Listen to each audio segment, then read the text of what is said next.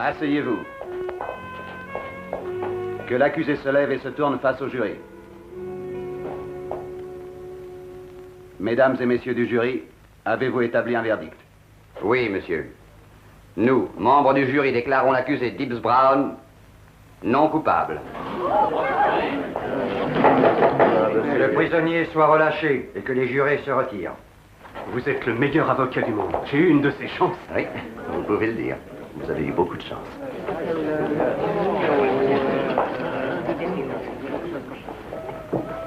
Eh bien, Carlton Rood a encore gagné. Mais il en est de même de toutes les affaires dont il s'occupe. Bien sûr, l'un des témoins à charge a bien été tué avant d'avoir pu paraître à la barre. Mais légalement parlant, le procès a été très régulier. Seulement, la culpabilité ne fait pas le moindre doute pour les membres de la police.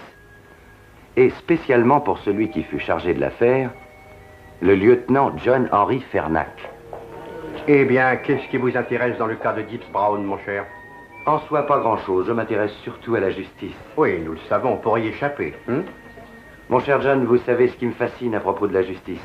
Ce sont les voies détournées que certains avocats utilisent pour passer au travers. Qui est ce joyeux drille? Oh, je vous présente M. Gilroy, un de nos plus brillants avocats généraux. Ce jeune homme pense que les lois ont été faites spécialement pour son amusement personnel, et un de ces jours, il mourra à force de rire. Simon Templar.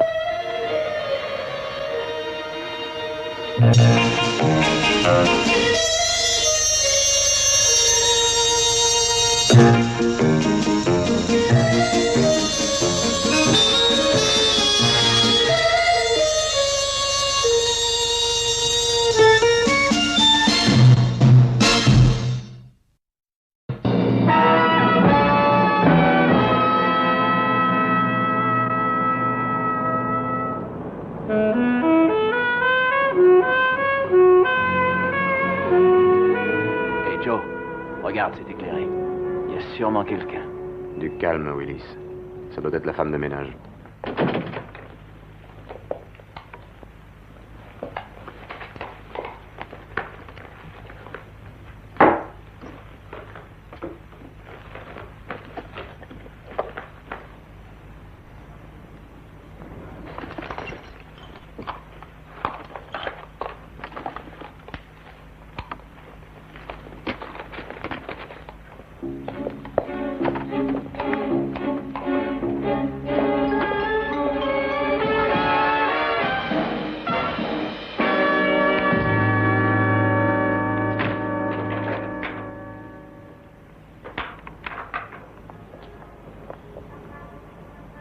On va attendre qu'elle ait tourné au coin.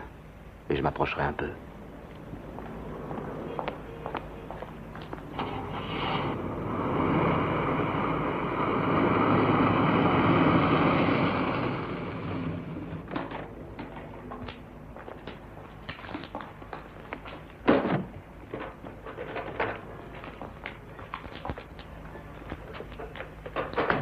C'est par là.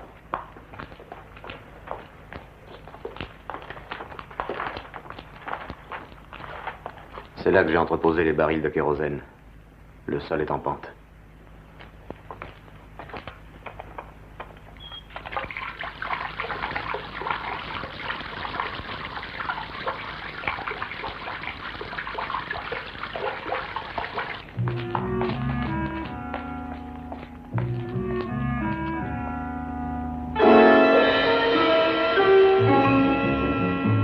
Déroule la mèche.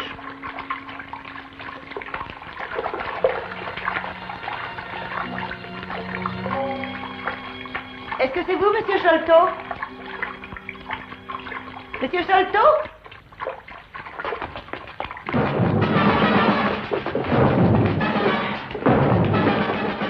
Allume vite! Mais Joe! Fais ce que je te dis!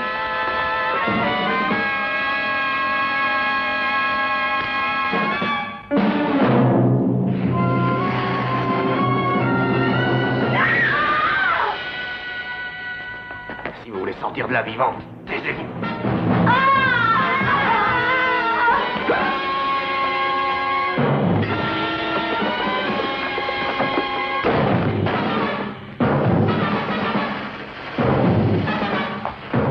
Joe! La mèche est allumée!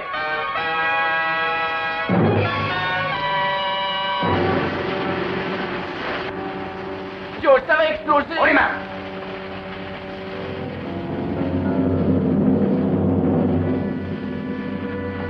Placez-vous contre le mur. Les mains au-dessus de la tête.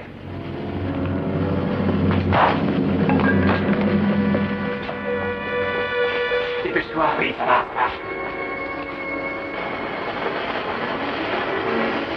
Joe, dépêche-toi, ça va sauter! Allez, vite.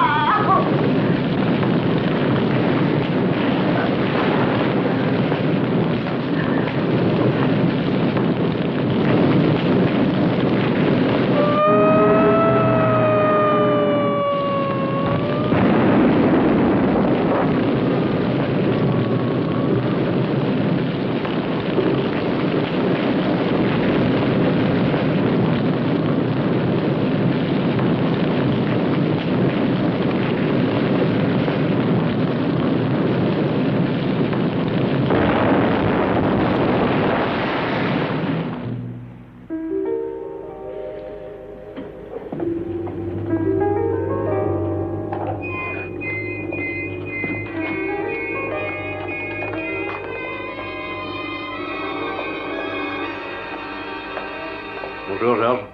Salut, Franck. C'est toi? Il est déjà 8 heures? Oui, qu'est-ce que c'est? Une femme, elle s'appelle Yarrow. C'est une rescapée de l'incendie des entrepôts Sholto hier soir. Appelle le lieutenant Fernac aussitôt qu'elle reviendra à elle. Bon, entendu. À demain. À demain. Bonjour. Bonjour. Oui. Oui, la police m'a réveillé à 3 heures du matin. Oh, je suis bien assuré du côté finance, je suis tranquille, mais ce qui me peine surtout, c'est cette pauvre femme de ménage. Oui. Oui, j'ai entendu dire qu'un policier était mort en voulant la sauver. Ah oui, c'est terrible. Oui. Merci d'avoir téléphoné. Au revoir. Tu es au courant? De quoi? Eh ben, Agnès Yarrow est vivante et elle est à Bellevue. Inconsciente et dans un état critique. Ah oui, mais qu'est-ce qui va se passer quand elle va revenir à elle? Elle nous a vus. Willis, sais-tu pourquoi je suis riche et que toi tu n'as pas un sou? Parce que je garde mon sang-froid. Et parce que je sais faire face à toutes les situations, quelles qu'elles soient. Mais Joe... Tiens, bois dans ça. Et si cette femme de ménage parle, ce sera sa parole contre la tienne et la mienne. Alors calme-toi. Mais Joe, il y a eu mort d'homme, il y a meurtre et incendie volontaire. Nous sommes dans le Nous pétrin. ne sommes pas dans le pétrin. Et nous n'y serons jamais. Carton Road va se charger de ça. Vrai, tu en es sûr? J'en suis sûr. Mademoiselle, vous m'entendez? Je suis le lieutenant Fernac de la brigade criminelle. Parlez-moi de ce qui s'est passé. J'avais oublié le porte-monnaie. Je suis revenu. J'ai eu l'auto de Monsieur Sholto. Vérifiez ça, Lou. Bien, lieutenant. Vous avez vu Sholto? Ah oui. Oui, je l'ai reconnu très bien. Il était seul? Oh. Mademoiselle Yarrow, Monsieur Sholto était-il seul? C'est assez pour aujourd'hui. Le docteur a dit seulement 2 minutes. D'accord. Restez près d'elle. Bien, lieutenant.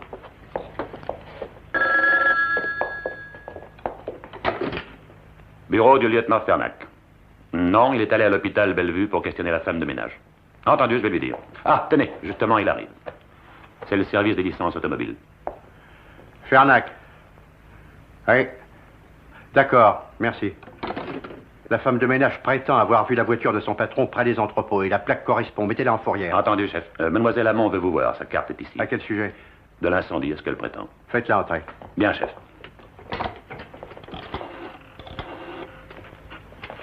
Fernac, vous comptez bientôt m'envoyer le rapport sur l'incendie Sholto? D'accord, aussi vite que possible. Bien. Lieutenant Fernac? Lui-même. Entrez, mademoiselle Hamon. Voulez-vous vous asseoir? Merci. Marie Hamon, vous êtes chargée d'enquête pour une compagnie d'assurance. Eh, entre nous, vous n'en avez pas l'air, avouez-le. Vous n'avez pas non plus l'air d'un policier. Hein. Qu'y a-t-il pour votre service? C'est au sujet de l'incendie Sholto. Vous êtes sur l'affaire. C'est exact, je vous écoute. Monsieur Sholto s'est assuré à notre compagnie. Ah, il est assuré chez vous. Et l'étude du dossier révèle des détails fort instructifs. Ah, par exemple? Sholto a acheté il y a 5 ans en toute propriété le terrain et les entrepôts de Bleecker Street. Il y a 3 mois, une grosse société immobilière lui faisait une offre pour le terrain. Pas les bâtiments? Non. Et l'une des conditions de vente était qu'il en assure la démolition. Continuez. Et voilà que le mois dernier, il souscrit à notre compagnie une police incendie pour 250 000 $. Et le feu prend aux entrepôts, si l'on peut dire, à point nommé.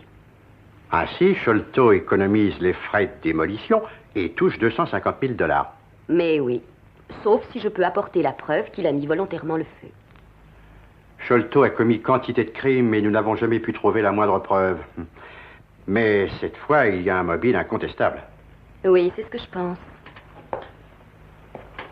Savez-vous que Sholto a été vu ce soir-là sur les lieux de l'incendie? Non, je l'ignorais. Qui l'a vu?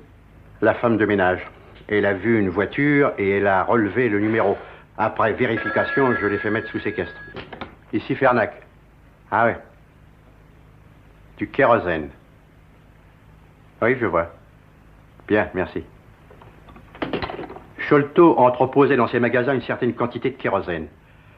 Mademoiselle Hamon, munie de ce précieux renseignement et de ceux que vous m'avez fournis, je crois que cette fois, nous tenons notre homme.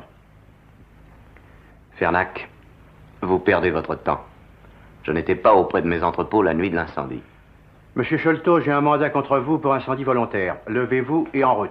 Ah, ça va, inutile de me brutaliser. Mais si vous faites ce qu'on vous dit, vous ne serez pas brutalisé. Venez. Volontiers. Mon avocat m'aura fait libérer d'ici 1 heure. Et je serai sûrement reconnu non coupable au procès, si ça va jusque-là. Oui. Et ce magicien, comment il s'appelle? Carlton Rood. Je n'y vois aucune difficulté à première vue. À condition que vous soyez avec moi d'une franchise totale. C'est vous, n'est-ce pas, qui avez mis le feu? Allons, voyons, écoutez. Joseph, je suis votre avocat. Soyez régulier avec moi. Je suis de toute façon astreint au secret professionnel. Vous avez mis le feu à vos entrepôts, n'est-ce pas?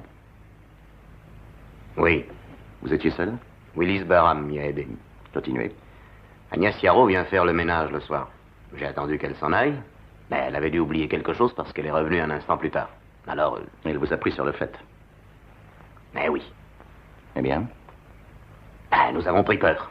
Je ne m'intéresse pas à vos émotions, mais seulement à vos actes. Il fallait la mettre hors d'état de nuire, comprenez-vous? Et vous l'avez assommée? Oui. Est-ce qu'elle vous a reconnu? Je crois que oui. Vous a-t-elle identifié, oui ou non? Je n'en sais rien au juste, il faisait noir. Parlez-moi du policier. Au sujet du policier, je ne sais rien du tout. Si vous voulez mon avis, c'est qu'il a pu entendre Agnès appeler après notre départ, il s'est précipité à son secours, et là... C'est vrai, je vous le jure, Carlton, je vous donne ma parole. Je vous en prie, pas de plaisanterie.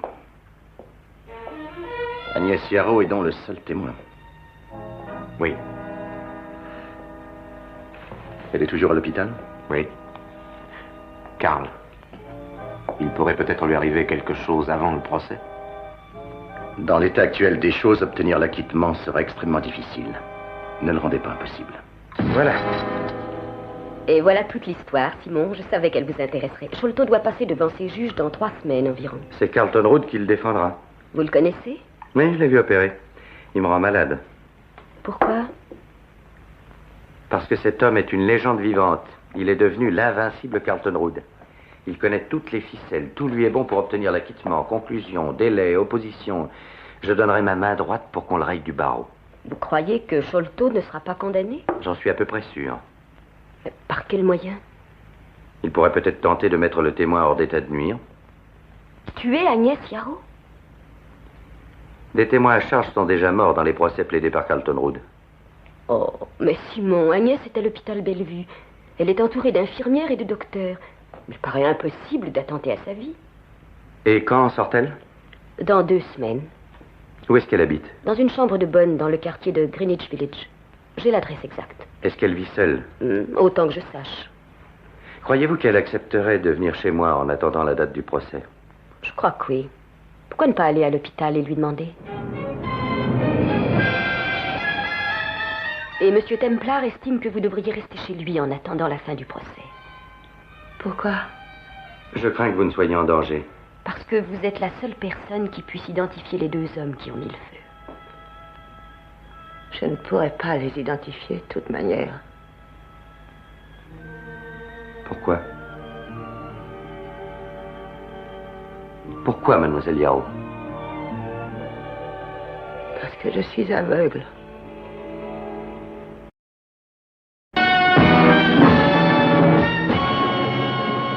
Quand je suis revenue à moi, il faisait très chaud. Et de la fumée sortait de sous la porte. Alors j'ai crié, j'ai frappé. Et tout à coup, je n'ai plus rien vu.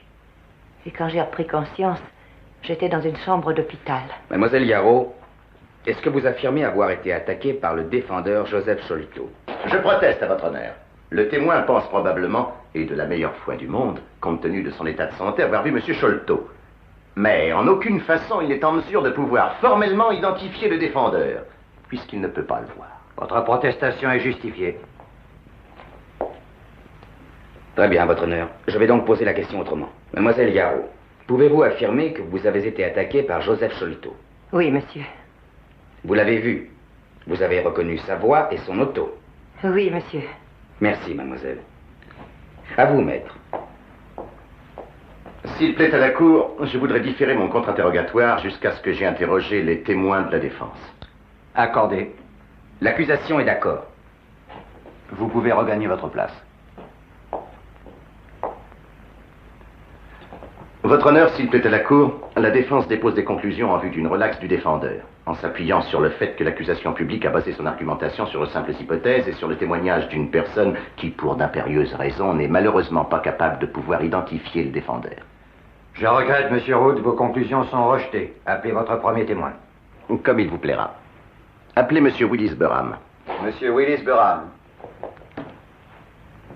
C'était très bien, Agnès. Qu'est-ce qui va se passer? Avec l'histoire de la police d'assurance et le témoignage d'Agnès, je le tiens solidement. Vous êtes sûr? Oui, je le crois. Levez la main droite et dites je le jure. Je le jure. Veuillez vous asseoir.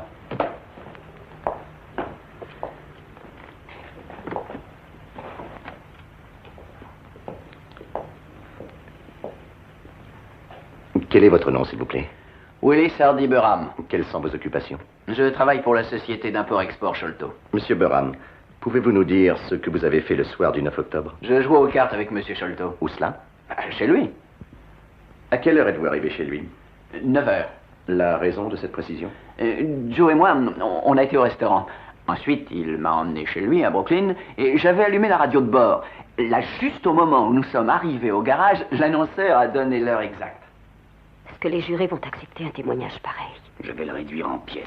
J'ai regardé ma montre et j'ai vu qu'elle avançait. Nous avons joué jusqu'à 2 heures du matin. Et puis il m'a reconduit chez moi.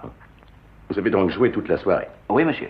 Est-ce que vous avez, à quelques moments de cette soirée, entre 9 heures et 2 heures du matin, laissé seul Monsieur Sholto? Non, monsieur. Monsieur Sholto a-t-il, lui, quitté sa maison pendant ce même laps de temps?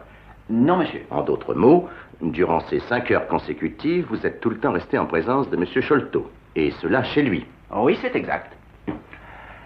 À vous, monsieur le procureur. Monsieur Burham, vous venez de dire à la cour que vous avez joué aux cartes la nuit du 5 octobre avec Monsieur Sholto chez lui pendant 5 heures. C'est exact? C'est exact. À quoi avez-vous joué? Et pardon? À quoi avez-vous joué? Au rami. Vous hésitez? Oui, j'ai oublié quelques secondes. Vous avez gagné? Non, j'ai perdu. Combien? Je sais plus. Vraiment? Vous vous rappelez avoir mangé au restaurant, être rentré en voiture en compagnie de Monsieur Sholto? Vous vous souvenez d'un annonceur de radio qui a donné l'heure exacte, mais vous avez oublié combien vous avez perdu au rami. Ça devait se monter à quelques dollars, enfin, c'était pas important. Oui, je vois. Monsieur Boram, il y a longtemps que vous connaissez Monsieur Sholto? Ça fait 15 ans. C'est donc un ami intime? Oui. Il est aussi votre employeur, c'est exact? Oui. Quel est votre salaire, Monsieur Boram? Bon, je me fais environ $150 par semaine. C'est une assez jolie somme. Avez-vous d'autres sources de revenus? Je proteste. Cette question peut nuire aux intérêts du témoin, votre honneur. Accordé. Je vais la poser autrement. Monsieur Boram, êtes-vous complètement dépendant de Monsieur Sholto sur le plan financier? Je proteste. Pour la même raison. Votre honneur, je n'essaie pas d'influencer le jury par le moyen de questions gênantes pour le témoin. Je ne tiens nullement à ce qu'il soit influencé par le fait que le témoin gagne beaucoup ou peu d'argent, qu'il soit riche ou pauvre. Mais je crois qu'il est essentiel pour nous tous de savoir s'il est financièrement dépendant de celui pour lequel il est appelé à témoigner devant ce tribunal. Votre point de vue est excellent, Monsieur Gilroy. La protestation est rejetée. Maintenant, Monsieur Boram, vous venez d'entendre ce qu'a dit le juge. Vos relations avec Monsieur Sholto sur le plan financier peuvent avoir une influence sur la façon dont votre témoignage sera retenu. Alors, je vous repose ma question. Êtes-vous dépendant entièrement de Monsieur Sholto sur ce plan, oui ou non? Oui, je le suis.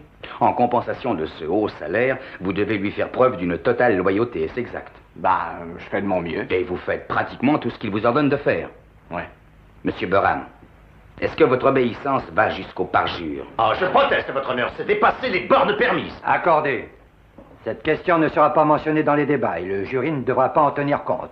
Monsieur Gilroy, votre attitude m'étonne. Et je vous prierai de bien vouloir par la suite éviter de semblables questions. Je retire la question, votre honneur. Il est suffisant que le jury sache que le témoin cité par la défense dépend pour son existence matérielle de celui pour lequel il témoigne. Je n'ai plus d'autres questions à poser. Vous pouvez vous rasseoir. S'il plaît à la Cour, je désirerais procéder au contre-interrogatoire de Mademoiselle Agnès Yarrow. Mademoiselle Agnès Yarrow.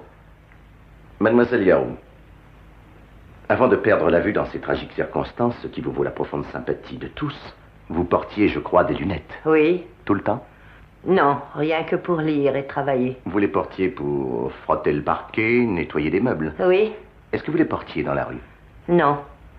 Quand vous êtes retourné aux entrepôts au cours de la nuit du 5 octobre, vous dites avoir vu une automobile devant la porte. J'ai vu une auto, c'est exact. Portiez-vous vos lunettes à ce moment-là? Non. Mademoiselle Yarrow, quelle est la couleur de l'auto de Monsieur Sholto? Verte. Vous l'avez vue? Oui. Dans l'obscurité, sans lunettes? Oui. Mademoiselle Yarrow, est-il vrai qu'en mars 1958, vous avez été examinée par un médecin ophtalmologiste, le docteur Stemmer, Slava Street, numéro 1120? Oui. J'ai là une lettre de votre ophtalmologiste dans laquelle il déclare que vous souffrez surtout de daltonisme, de troubles de la perception des couleurs. Est-ce exact? Oui, c'est exact. Mademoiselle Yarrow, j'ai là aussi un certificat de saisie de la voiture de Monsieur Sholto. Il contient des renseignements divers qui concernent l'automobile en question. Je présume que vous êtes déjà au courant. Oui, je suis au courant. Vraiment? Oui? Dans votre état, vous ne pouvez pas l'avoir vu. Mais non, monsieur, bien sûr que non. Comment savez-vous ce qu'il contient? Parce que j'ai... Le lieutenant Fernac a mis la voiture sous séquestre. Je crois que c'est ça le terme. Et quand monsieur le procureur est venu m'interroger, eh bien, il a dû... Il a dû vous le dire. Oui, c'est ça. Monsieur Gilroy, notre distingué procureur, est un homme d'une grande conscience professionnelle. Il prépare son accusation et ses témoins d'une façon minutieuse et honnête. Aussi, il vous a dit quelle était la couleur de la voiture, n'est-ce pas?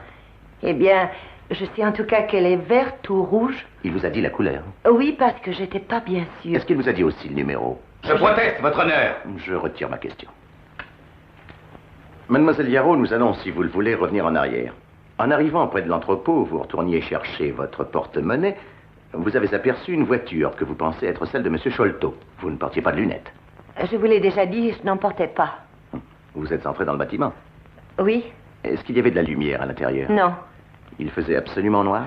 Oui, excepté la lampe de poche, bien sûr. Ah, l'incendiaire avait de quoi s'éclairer. Ainsi, pendant que vous étiez près de la porte qui sépare la partie réservée à l'entrée des magasins proprement dit, une lampe de poche fut braquée brusquement sur vous en plein visage. Oui.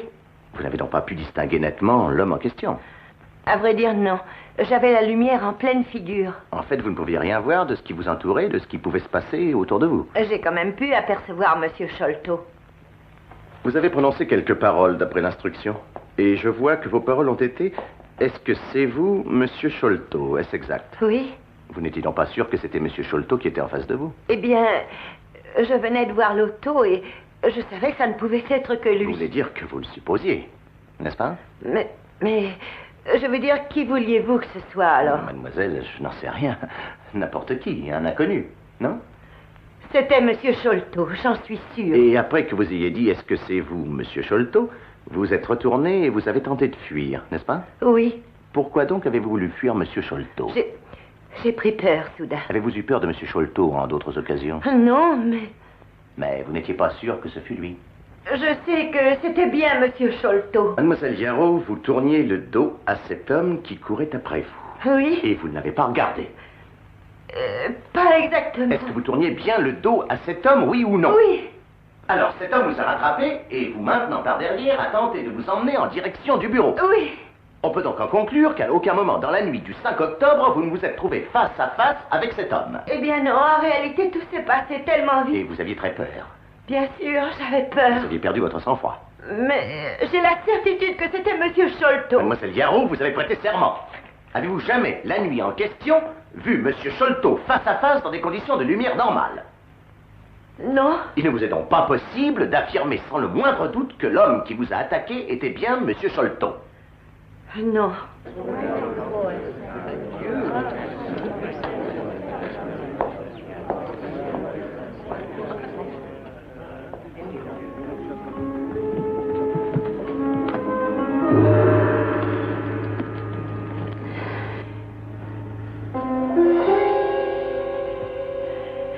Je suis sûre que c'était Monsieur Sholto.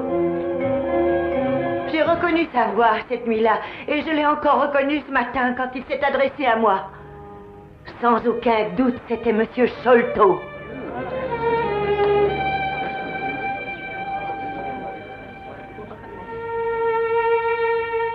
Votre honneur, nous voulons bien reconnaître la bonne foi du témoin quand il se déclare capable d'identifier son agresseur rien qu'en attendant le son de sa voix. Encore faut-il qu'il accepte de se soumettre devant la cour à une épreuve, mais pour préparer cette épreuve, je demande un ajournement jusqu'à lundi prochain. Monsieur Gilroy? Aucune objection, votre honneur, quant à la date, mais... Proposition retenue. Le tribunal s'ajourne jusqu'à lundi matin, 10 h. Si vous voulez sortir de la vivante, taisez-vous. Si vous voulez sortir de la vivante, taisez-vous. Alors, vous y êtes? Oui, je crois. Ce sera facile. Vous pouvez emporter le magnétophone, si vous voulez. Jouez bien le jeu, et vous serez bien payé. Mademoiselle Yarrow, vous avez affirmé devant ce tribunal avoir, dans la nuit du 5 octobre, entendu une voix. Est-ce exact? Oui. Et cette voix, d'après vous, disait « Si vous voulez sortir de la vivante, taisez-vous ». Est-ce exact? Oui. Et vous avez affirmé publiquement que la voix était celle de Monsieur Sholto et que vous pourriez la reconnaître. Je pourrais la reconnaître entre mille. Mademoiselle Yarrow, vous allez entendre les mots que vous affirmez avoir entendus dans l'entrepôt la nuit en question. Il n'y a peut-être qu'une voix, peut-être plusieurs, mais l'une de ces voix est celle de Monsieur Sholto. Êtes-vous prête? Oui. Si vous voulez sortir de la vivante, taisez-vous. Si vous voulez sortir de la vivante, taisez-vous. Si vous voulez sortir de la vivante, taisez-vous. Mademoiselle Yarrow, vous allez entendre la voix ou les voix de nouveau. Êtes-vous prête? Oui, allez-y. Si vous voulez sortir de la vivante, taisez-vous. Mademoiselle, est-ce cette voix que vous avez entendue au cours de la nuit du 5 octobre? Oui. Vous en êtes sûre? Oui, parfaitement. S'il venait à se produire du désordre parmi le public, je ferai évacuer la salle immédiatement. Nous allons essayer de nouveau, mademoiselle. Si vous voulez sortir de la vivante, taisez-vous. Est-ce cette voix-là, mademoiselle? Elle se ressemble tellement que... je ne sais plus.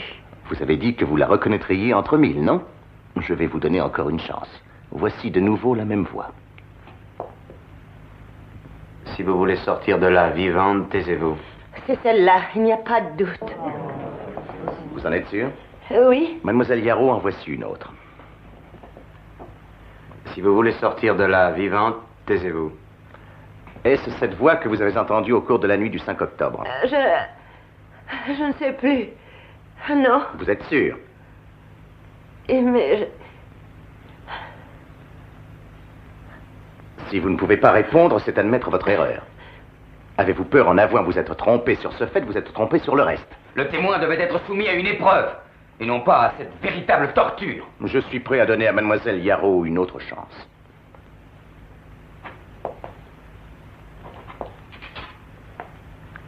Si vous voulez sortir de là vivante, taisez-vous.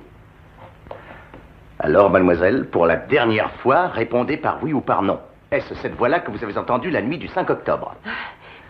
Vous avez dit que vous la reconnaîtriez entre mille. Vous étiez sûr de vous? Mais... Elle se ressemble tellement que j'ai peine... Vraiment, je ne sais plus. Vous n'êtes sûr de rien, mademoiselle Yarrow? Non. Non, j'ai... Vous n'avez pas reconnu M. Sholto cette nuit-là et vous n'avez pas reconnu sa voix, avouez-le. Oui... Oui, j'ai dû me tromper. Je me suis peut-être trompée sur le reste. Je ne sais plus, je vous dis. Excusez-moi, je vous en prie. Je vous en supplie, laissez-moi tranquille. Laissez-moi tranquille, je vous en supplie.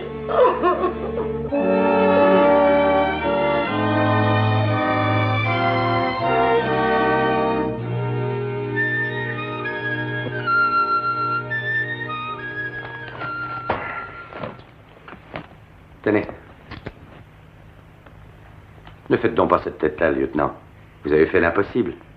Oui, mais ce n'était pas assez. Disons que Carlton Rood a fait mieux encore. Cette espèce d'avocat marron, vous connaissez la dernière? Ce soir, il doit faire une conférence sur le sujet suivant, l'art de la plaidoirie. Et si vous n'avez rien de mieux à faire, écoutez-le, en modulation de fréquence. C'est ce que je vais faire. Et je suis prêt à faire le pari que l'agent de police n'a pas entendu crier Agnès et qu'il n'est pas allé à son secours. Vous ne le croyez pas? Non. Moi non plus. Il n'est plus question de savoir si vous y croyez ou non. Pour l'État de New York, l'affaire est classée. Elle l'est peut-être pour vous, lieutenant, mais elle n'est pas classée pour moi. Écoutez, Templar, je vous donne un conseil. Ne vous avisez pas d'y mettre le nez. Allons, lieutenant, moi, y mettre le nez? Il est trop petit. Monsieur Rood est un personnage étonnant qui intrigue le grand public. Ce fameux avocat révèle les dessous de ses victoires les plus célèbres. Quel titre leur donneriez-vous? Mes vies et œuvres de Carlton Rood. Revu par Tom Simmons, je présume. Monsieur Rood, ça ne m'intéresse aucunement de recueillir un succès d'auteur. Tout ce que je demande, c'est 50% des droits d'auteur. Vous serez plus célèbre et moi, je serai plus riche. Ah oui, je comprends. Alors, si vous acceptez de m'accorder votre coopération, je ferai établir un contrat par mon éditeur. Je vous remercie, Monsieur Simmons. Je vais y réfléchir. Parfait. Voici ma carte. À votre disposition. Cela va vous prendre 1 heure par jour durant 3 semaines. Vous n'aurez qu'à me confier vos fiches. Et après les avoir commentées brièvement, il est évident que le manuscrit, une fois mis au point, sera soumis à votre approbation. Je viens de vous le dire, Monsieur Simmons. Je vais y réfléchir. Parfait. J'espère avoir bientôt de vos nouvelles. Mais à propos, Monsieur Rood, vous ne vous êtes jamais dit que vous représentiez pour quelques-uns de vos clients une menace ou tout au moins un gros risque? Expliquez-vous. Monsieur Rood, vous devez avoir dans vos dossiers des fiches passionnantes sur des gens tels que Joe Sholto ou Dibbs Brown, qui pourraient, disons, intéresser la police. Et alors? Vous n'avez jamais peur? De quoi? Mais d'être tué. Tué? Vous avez sûrement pris des précautions, dans le cas où quelques bandits un peu chauds de la gâchette en aient eu l'idée. Oh, par précaution. Je veux dire, faire la liste la plus complète possible des personnes en question et la confier à quelqu'un de sûr, avec des instructions pour la remettre à la police, dans le cas où vous mourriez subitement. Je vous conseille de le faire. Et aussi de répandre le bruit dans les bons endroits de l'existence de cette liste. Monsieur Simmons, vous paraissez bien anxieux d'assurer ma sécurité. Mon cher Monsieur Rood, je veux être bien sûr, si vous acceptez ce que je vous propose, de terminer ce livre. Au revoir, monsieur. Et j'espère que nous nous reverrons.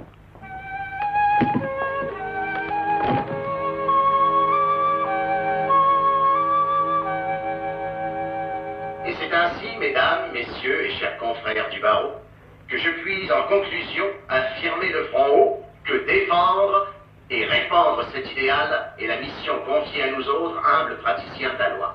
Répandre cet idéal est la mission confiée à nous autres, humbles praticiens de la loi. Don, c'est stupéfiant. Incroyable. Oh, ça n'a rien d'extraordinaire. Je l'ai soigneusement étudié pendant 1 heure. C'est ce que Rude avait fait lui aussi. Oui, et nous allons lui rendre l'appareil. Vous voulez le réentendre? Et vous avez le temps? Je croyais que vous deviez sortir. J'ai une petite course à faire avant que monsieur rentre du banquet des avocats d'assises. On peut enregistrer alors? D'accord. On peut y aller? Allons-y. Monsieur Rude, le sénateur nommé rapporteur de la commission qui doit combattre le crime est décidé à abattre Joe Sholto. Pourquoi venez-vous me voir? Parce que vous êtes son avocat. Je dois vous dire que le sénateur semble vouloir faire preuve de générosité.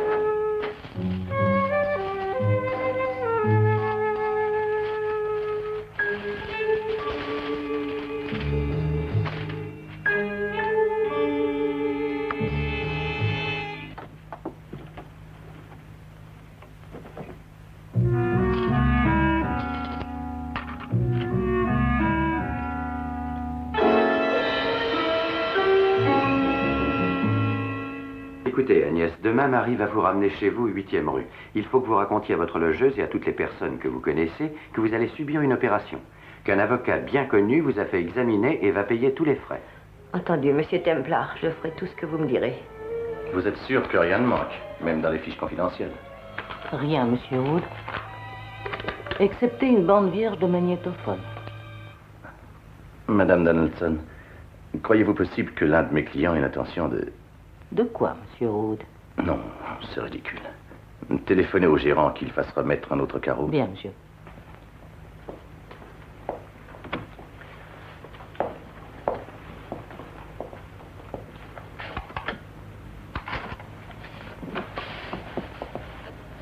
Madame Donaldson, en triple exemplaire, dans mon fichier ultra confidentiel, à remettre à la justice.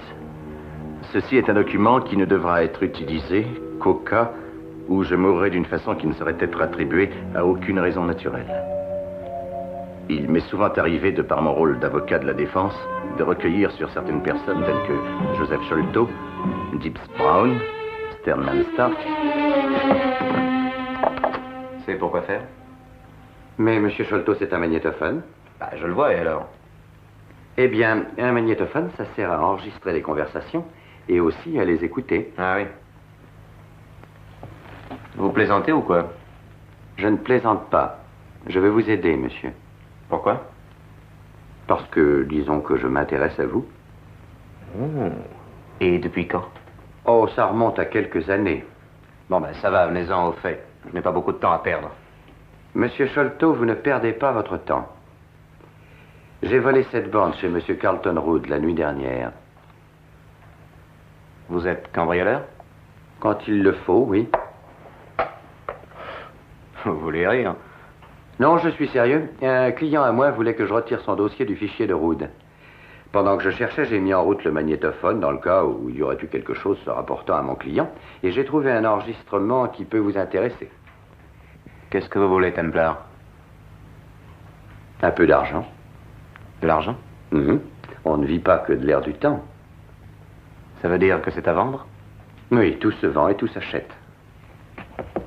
Je peux l'entendre?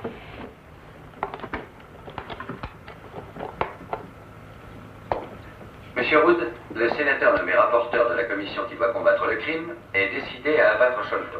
Pourquoi venez-vous me voir? Parce que vous êtes son avocat. Je dois vous dire que le sénateur semble décidé à faire preuve de générosité.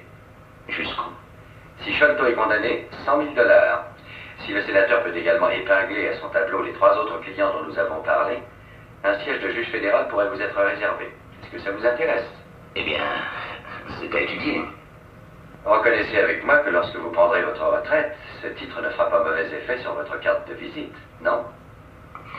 Le cas Sholto ne présente aucune difficulté. C'est lui qui a mis le feu à ses entrepôts, avec la complicité de Willis Burham. Burham? Oui, une petite crapule sans cervelle à laquelle il confie ses basses besognes. Oh, cette espèce, tais-toi, Willis. Je suis convaincu que Sholto a tué le policier. Monsieur Wood, êtes-vous prêt à coopérer à fond avec le sénateur Macpherson? Vous pouvez dire au sénateur que ce sera pour Carlton Wood un devoir et une joie de faire ce qui sera en son pouvoir pour coopérer avec la commission du crime. Pourquoi l'arrêter? C'est assez pour un échantillon gratuit. Continuez. Le reste de la bande est vierge. Je n'arrive pas à le croire. En tout cas, c'est bien sa voix. Je te l'avais dit, Joe, que Carlton Wood en savait beaucoup trop. J'ai la suite. Où ça? Dans un endroit sûr. Si vous voulez connaître le sort que Wood vous réserve, il faut y mettre le prix. Le fait de connaître à l'avance son plan d'attaque peut vous être très utile pour vous défendre. Ça vous donnera même un avantage sérieux.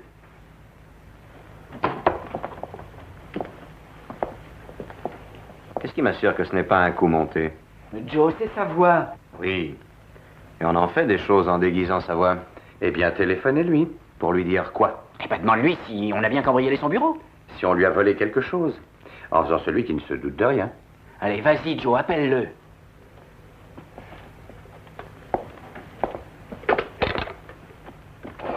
Demandez-moi, monsieur Wood. Je reste en ligne. Vous devriez commencer par empêcher Agnès Yarrow de se faire opérer. Si l'opération réussit comme je le pense, elle vous identifiera. Quoi? Les détails sont sur le reste de la bande. Allô, Carlton? Bonjour, Joe. Ça va? Oh, ça va, ça va. J'ai entendu dire que votre bureau avait été cambriolé. C'est vrai? En effet, c'est exact. Cette nuit. On ne vous a rien pris? Non, non, rien du tout, à part une bande de mon magnétophone. Mais où avez-vous appris la nouvelle? Oh, vous savez, les bruits courent, les gens causent. Je passerai vous voir un de ces jours. Il l'a confirmé? Oui. J'ai toujours dit qu'il nous claquerait dans les doigts. Joe, faut absolument qu'il la boucle. Et cette histoire d'Agnès Yarrow? Vous n'avez qu'à demander à tous ses voisins. Elle habite, je crois, dans la 8e rue. J'ai son adresse quelque part. Oui, je connais son adresse. Continuez. La logeuse en a parlé un peu partout. Elle a dit qu'elle était allée voir un grand spécialiste et qu'un avocat connu allait payer les frais. Va voir la logeuse et interroge-la. Entendez, Joe. Et interrogez aussi les voisins.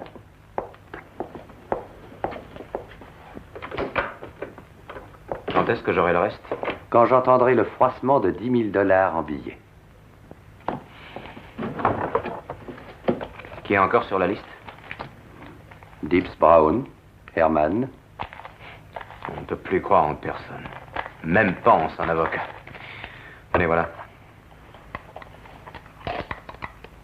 Voilà une affaire conclue. Allez-vous-en.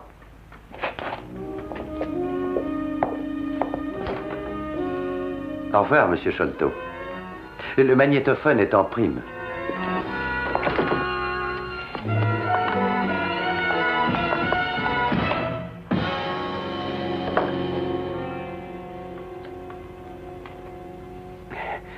Vous dites 10 000 $? Mais c'est une fortune.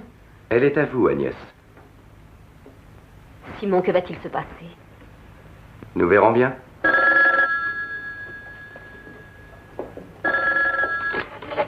Allô? Allô, Templar? Vous m'avez appelé? Oui, lieutenant, en effet. J'ai un renseignement tout chaud. Placez 2 hommes près de chez Carlton Wood dans les heures qui vont suivre. Pourquoi? Qu'est-ce que vous manigancez? Moi, rien du tout. Je me contente de jouer le rôle d'agent catalyseur. De quoi? D'agent catalyseur. C'est un corps dont la présence provoque une réaction chimique entre 2 autres corps. Mais de quoi est-ce que vous parlez? Lieutenant Fernac, faites ce que je dis. Postez 2 hommes dans les heures qui suivent près de chez Carlton Wood, ou mieux encore, allez-y vous-même. J'ai le pressentiment que notre ami Joe Sholto va se livrer à des manifestations tout à fait illégales. Mais si c'est possible, si Agnès Yarrow recouvre la vue, on peut refaire le procès. Fernac et Gilroy en profiteront pour étudier de plus près le meurtre du policier. Et si ça ne marche pas, vous pourrez attaquer Sholto sur le terrain de la fraude fiscale. Il s'y livre depuis 5 ans, et surtout depuis 1960. Joe, c'est vrai. Si j'étais le sénateur Macpherson, Est-ce que tu as vu la logeuse? Ouais. Et aussi une de ses voisines. Elles m'ont dit toutes les deux qu'Agnès allait être opérée. Et que c'était un avocat important qui allait payer les frais. Suis-moi, Willis.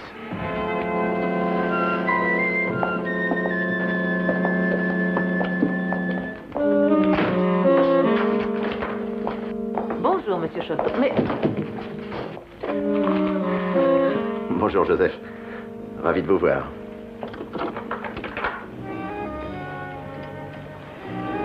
Vous ne le serez plus avant longtemps. Qu'est-ce qu'il y a? Qui vous autorise à fermer à clé? C'est le sénateur Macpherson. Quoi? C'est une petite crapule sans cervelle. Hein? Et de quoi parlez-vous? Dites-lui que ce sera pour Carlton Road un devoir et une joie de faire ce qui sera en son pouvoir pour coopérer avec la commission du crime, hein? Que c'est drôle, que c'est drôle, que c'est drôle. Vous avez bu? Joe, regarde. Privé et confidentiel. Ah. Depuis quand a-t-on des secrets pour ses petits amis, hein? Vous n'avez pas le droit de dire cela. Vous n'avez pas résisté au besoin de le mettre noir sur blanc, Rood. Espèce de faucheton. Traître. Vous vouliez me vendre pour de l'argent, hein? Allez, tricheur! Sortez! Vous m'entendez? Sortez! Sholto est ici? Oui. Sortez!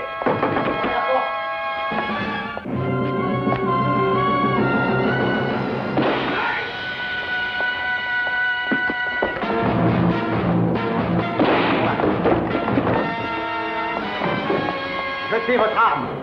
Jetez-la. Vous entendez?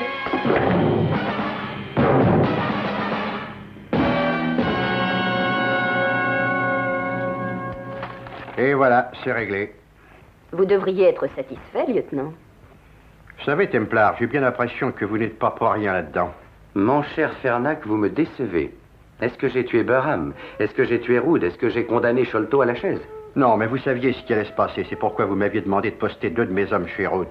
Mais comment aurais-je pu deviner ce qui se passerait? Si Sholto n'avait pas fermé la porte, vous arriviez à temps. Je n'ai fait au fond que prévoir, si l'on veut, certaines actions et réactions. Et ne dit-on pas que certaines bêtes sauvages finissent souvent par se dévorer entre elles? Et si vous veniez dîner avec Marie et moi? Qui paiera? Moi, comme toujours.